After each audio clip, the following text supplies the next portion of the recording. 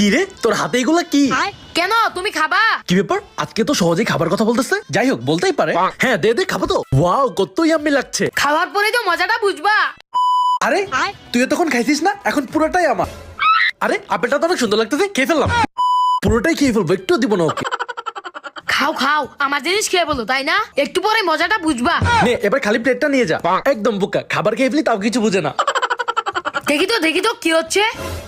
আল্লাহ গো, পেটের মধ্যে মোচড় দিয়ে উঠলো কেন? শুরু হয়ে গেছে রিয়াকশন। মনে হচ্ছে বাথরুমে যেতে হবে। তাড়াতাড়ি বাথরুমে যাই, না হলে তো এখনই পড়ে যাবে। শান্তি। আবার শান্তি শান্তি। আবার